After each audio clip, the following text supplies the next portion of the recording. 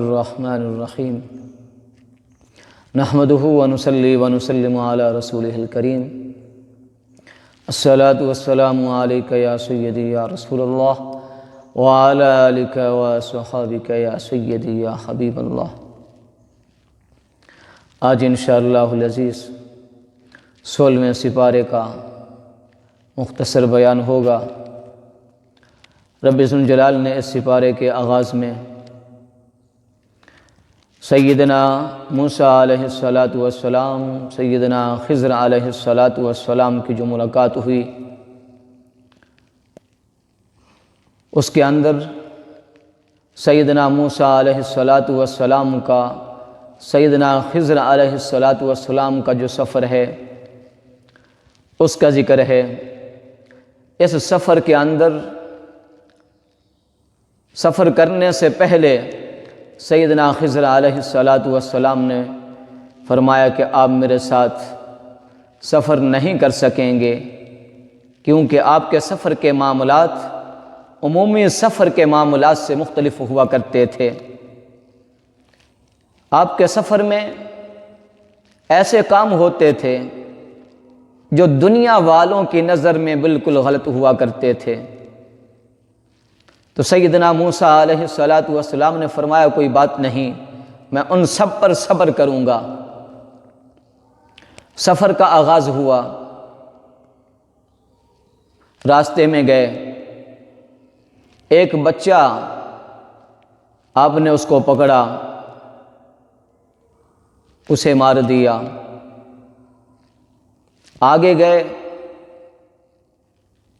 ایک بستی میں ان لوگوں نے ان کی خدمت نہ کی، انہیں کھانا تک نہ دیا۔ سیدنا خضر علیہ السلام نے جا رہے تھے، راستے میں ایک دیوار گرنے والی تھی، آپ نے اس کو سیدھا کر دیا۔ سیدنا موسیٰ علیہ السلام نے عرض کی کہ ان لوگوں نے ہماری خدمت نہیں کی، ہمیں کھانا تک نہیں پوچھا، آپ نے ان کا بھلا کر دیا۔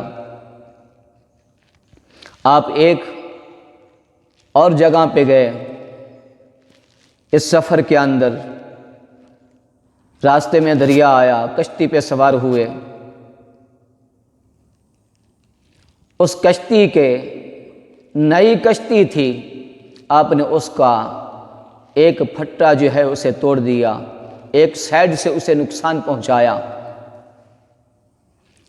ان ساری باتوں پر سیدنا موسیٰ علیہ السلام نے فرمایا یہ سارے کام غیر مناسب تھے۔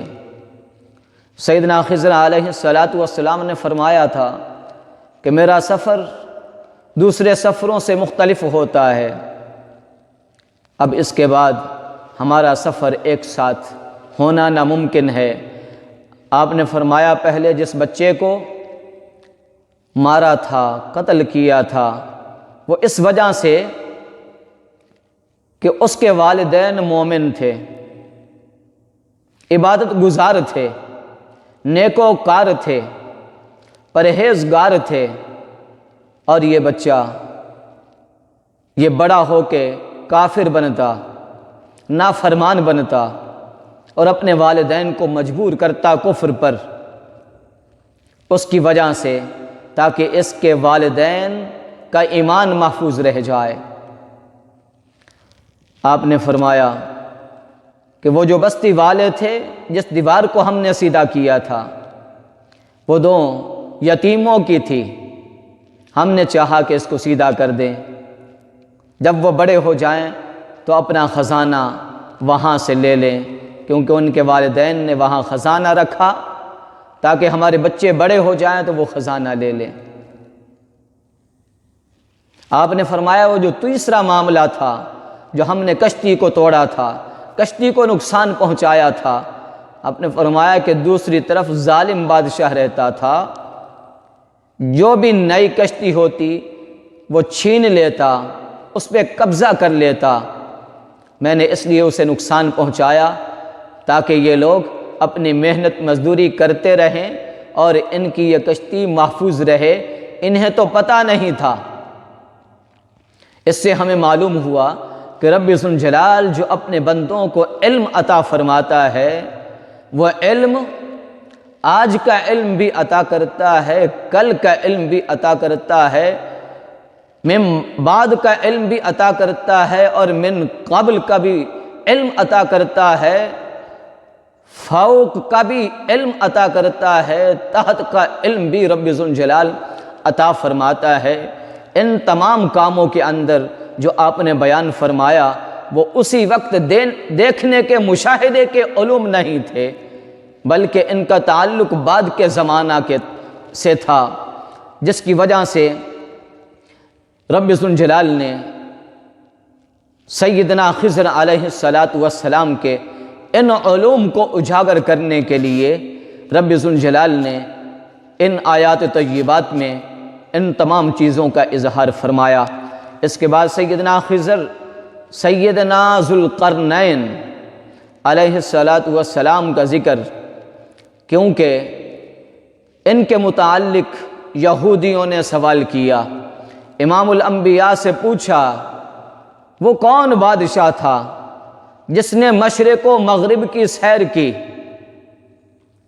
تو رب ذوالجلال نے فرمایا محبوب ان کو بتا دو، سکندر ذوالقرنین وہ بادشاہ ہے جس نے مشرق و مغرب کی سیر کی ہے، مغرب کی طرف گیا ہے تو مغرب کے کنارے تک وہاں پہنچا ہے، سیاہ کنارے تک، سیاہ کیچڑ تک وہاں پہنچا ہے کہ جس کے بعد کوئی آبادی نہیں تھی۔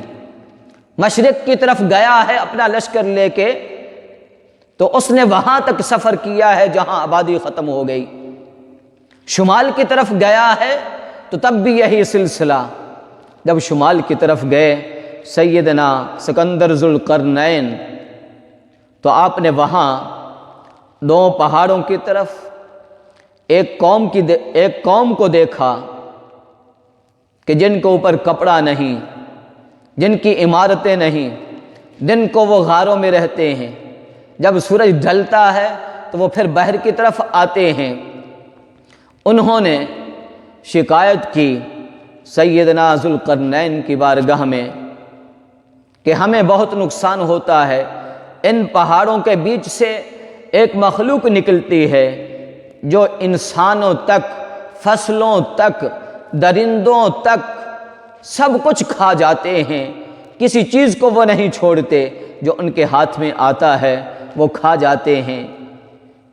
انہوں نے عرض کی کہ ہم آپ کو سامان دیتے ہیں، ہر چیز دیتے ہیں، اب ہمارے لیے ان دونوں پہاڑوں کے درمیان یہ جو ان کے آنے کا راستہ ہے اس کو بند کر دیں، یہاں دیوار بنا دیں۔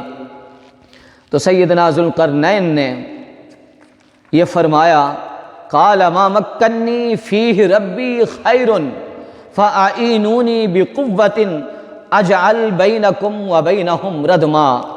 آپ نے فرمایا لوگو، اللہ نے مجھے بہت کچھ دیا ہے، لشکر بھی دیا ہے، سامان بھی دیا ہے، سلطنت بھی عطا کی ہے، سب کچھ عطا کیا ہے، تمہارے دینے کی ضرورت نہیں ہے، صرف تم میری مدد کرو۔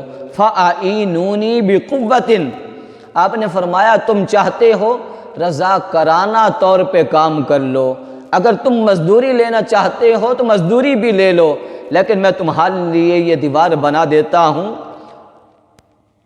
سیدنا ذوالقرنین نے وہاں دیوار سیسہ پلائی ہوئی بنا دی جو آج تک وہ گرا نہیں سکے، آج تک اس کو وہ گرا نہیں سکے۔ رب ذوالجلال نے اس کے بعد سورہ مریم کے اندر سیدنا عیسیٰ علیہ السلام کا، حضرت مریم علیہ السلام کا، حضرت زکریا علیہ السلام کا، سیدنا ابراہیم علیہ السلام کا، حضرت یعقوب، حضرت اسحاق علیہ السلام کا، سیدنا اسماعیل علیہ السلام کا، سیدنا ادریس علیہ السلام کا ذکر فرمایا، اور ساتھ فرمایا اولئک الذین انعم اللہ، یہ وہ لوگ ہیں کہ جن پر اللہ نے انعام فرمایا۔ اس کے بعد رب ذوالجلال نے سیدنا آدم علیہ السلام کی اولاد کا ذکر فرمایا، سیدنا نوح علیہ السلام کی اولاد کا ذکر فرمایا، سیدنا ابراہیم علیہ السلام کی اولاد کا ذکر فرمایا۔ ارشاد فرمایا کہ ہم نے ان سب کو چنا اور سب کو ہدایت دی۔ رب ذوالجلال نے یہ جو انعام فرمایا، یہ انعام انبیاء کے ساتھ اس کا ذکر فرمایا، لیکن اس آیت کے اندر خاص انعام رب ذوالجلال نے امت مصطفیٰ پر فرمایا۔ پہلے انعام انبیاء کے ساتھ خاص تھا، لیکن یہ انعام رب ذوالجلال نے اپنے محبوب کے ہر امتی کو عطا فرمایا۔ اگر کوئی لینا چاہے تو ہر امتی یہ انعام لے سکتا ہے۔ رب ذوالجلال نے فرمایا اذا تتلی علیہم آیات الرحمن خروا سجدا وبکیا۔ رب ذوالجلال نے فرمایا ان پر جب رحمان کی آیات، قرآن پاک کی آیات تلاوت کی جاتی ہیں تو وہ سجدے میں گر جاتے ہیں اور بارگاہ خدا میں آنسو بہا کر اپنے رب کو مناتے ہیں۔ جس نے قرآن پڑھا، خلوص کے ساتھ پڑھا اور آنکھوں سے آنسو جاری کر کے اپنے دل کو دھویا، اپنی آنکھوں کو دھو لیا، اپنے جسم کے ایک عضو کو اپنے آنسوؤں سے دھویا، رب ذوالجلال نے فرمایا جو مجھے راضی کرے گا میں اسے انعام عطا کروں گا۔ اللہ رب العزت نے اس کے بعد ارشاد فرمایا الم تر انا ارسلنا الشیاطین علی الکافرین تعزهم عزا۔ رب ذوالجلال نے فرمایا کہ ہم نے کافروں پر شیطان مسلط کیے ہیں۔ رب ذوالجلال نے فرمایا کافروں پر ہم نے شیطان مسلط کیے ہیں، تعزهم عزا، جو انہیں ہمیشہ ابھارتے رہتے ہیں، جس کی وجہ سے وہ ہمیشہ دین کے خلاف، قرآن کے خلاف، مسلمانوں کو مٹانے کے خلاف ہمیشہ وہ سازشیں کرتے رہتے ہیں۔ کہیں نہ کہیں وہ میدان جنگ بنا کے رکھتے ہیں۔ رب ذوالجلال نے مسلمانوں کو آگاہ فرمایا یہ شیطان کا سلسلہ ہے جو اس نے کافروں کے ذریعے سے پھیلا کے رکھا ہے، اس سے ہمیشہ ہوشیار ہو جاؤ اور اللہ کی عبادت میں اعمال صالحہ میں زندگی گزارو۔ رب ذوالجلال نے اس کے بعد سورہ طٰہٰ کے اندر سیدنا موسیٰ اور سیدنا ہارون علیہ السلام کا ذکر فرمایا، اور فرعون کو جب دین موسوی کی تبلیغ فرمائی اس وقت فرعون بھی، اس کے حواری بھی سارے دشمن ہو گئے۔ انہوں نے کہا کہ اگر تمہارا دین سچا ہے، تمہاری نبوت سچی ہے، تو پھر انہوں نے ایک میدان، ایک جگہ مقرر فرمائی جہاں ساری رعایا کو فرعون نے حکم دیا کہ سارے جمع ہو جاؤ۔ سیدنا موسیٰ علیہ السلام بھی وہاں آ گئے اور اس نے بھی اپنے سارے علم والوں کو بلا لیا۔ وہاں مقابلہ ہوا، جو اس نے علم والے بلائے تھے جنہیں جادوگر کہا گیا وہ بھی آ گئے سیدنا موسیٰ علیہ السلام کے مقابلے میں۔ انہوں نے عرض کی سیدنا موسیٰ علیہ السلام کی بارگاہ میں کہ اے پیارے موسیٰ، آپ جو ڈالنا چاہتے ہیں ڈالیں، جو کرنا چاہتے ہیں وہ کریں۔ سیدنا موسیٰ علیہ السلام نے فرمایا تم جو کرنا چاہتے ہو تم وہ کرو۔ انہوں نے اپنا جو بھی ان کے علم کا سلسلہ تھا، جادو کا سلسلہ تھا، انہوں نے رسیاں لائی ہوئی تھیں۔ ان رسیوں پر جب انہوں نے اپنا علم چلایا وہ چلنے لگیں، انہوں نے چلنا شروع کر دیا۔ سیدنا موسیٰ علیہ السلام کو رب ذوالجلال نے جو عصا مبارک کا معجزہ عطا فرمایا تھا، رب ذوالجلال نے فرمایا اے پیارے موسیٰ اس عصا کو پھینکیں۔ آپ نے اس عصا مبارک کو پھینکا، وہ سب کو کھا گیا۔ وہ جتنے بھی آئے تھے سارے کے سارے یہ نبوت موسیٰ علیہ السلام کا معجزہ دیکھ کر سارے ایمان لے آئے۔ فرعون نے کہا اے لوگو تم نے دھوکہ کیا ہے، تم مل گئے ہو سیدنا موسیٰ علیہ السلام کے ساتھ، میں تمہیں اس کی سزا دوں گا۔ اس نے انہیں سزا دی، خلاف سمت سے ان کے ہاتھوں کو اور پاؤں کو کاٹ دیا اور انہیں سولی پر چڑھا دیا۔ انہوں نے کہا کہ ہم ایمان نہیں چھوڑ سکتے، ہمیں سولی پر جو مرضی سزا دو وہ سزا دے سکتے ہو۔ اس کے بعد جب سیدنا موسیٰ علیہ السلام بارگاہ خدا میں تورات لینے گئے، پیچھے سیدنا ہارون علیہ السلام کو تبلیغ کا فریضہ سپرد کر کے گئے، تو آپ کی قوم نے آپ کی بات کو نہ مانا اور ایک بچھڑا سامری نے بنایا، لوگوں سے سونا چاندی لے کر پگھلا کر ایک بچھڑا بنایا اور اس کے اندر مٹی رکھی اور وہ بولنا شروع ہو گیا۔ اس نے کہا کہ اے لوگو یہ تمہارا خدا ہے، یہ تمہارا خدا ہے، اس کی عبادت کرو۔ قوم نے اس کی عبادت شروع کر دی۔ سیدنا موسیٰ علیہ السلام واپس تشریف لائے، آپ نے دیکھا قوم بت پرستی میں ہے، آپ نے سامری کو بلایا کہ بتاؤ تمہارا کیا کام ہے، تم نے یہ کیا کیا ہے، کس کام پہ قوم کو لگایا ہے، تم نے یہ کیسے کیا ہے؟ اس نے کہا کہ یہ میں نے بنا کر اس کے اندر وہ مٹی رکھی ہے کہ سیدنا جبرائیل امی جس سواری پر سوار ہو کے آئے، وہ سواری گزری، جس راستے سے گزری، جہاں سے گزری، وہ جگہ سرسبز ہو گئی۔ میں نے اس جگہ سے مٹی لے کر اس کے اندر رکھی، اس کی وجہ سے یہ بچھڑا بولنا شروع ہو گیا۔ میں نے ان کو کہا کہ یہ خدا ہے، یہ اس کی پوجا میں لگ گئے۔ تو رب ذوالجلال نے اس کے اندر قوم موسیٰ کی گمراہی جو اس کے اندر تھی اس کا ذکر فرمایا۔ اس کے بعد رب ذوالجلال نے اللہ وحدہ لا شریک نے اس سپارے کے آخر میں پھر مسلمانوں کو نماز 5 گانا کا حکم فرمایا، ارشاد فرمایا فَسَبِّحْ وَأَطْرَافَ النَّهَارِ لَعَلَّكَ تَرْضَىٰ، اے لوگو تم دن اور رات کے اطراف میں نماز قائم کرو۔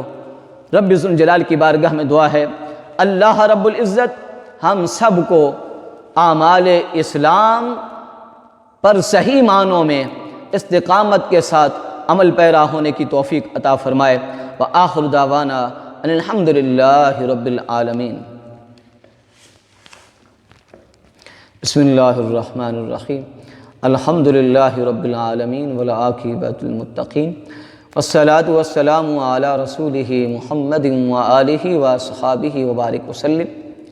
اللہم عافنی فی بدنی، اللہم عافنی فی سمعی، اللہم عافنی فی بصری، لا الہ الا انت سبحانک انی کنت من الظالمین۔ صلی اللہ تعالی علی حبیبہ سیدنا و مولانا محمد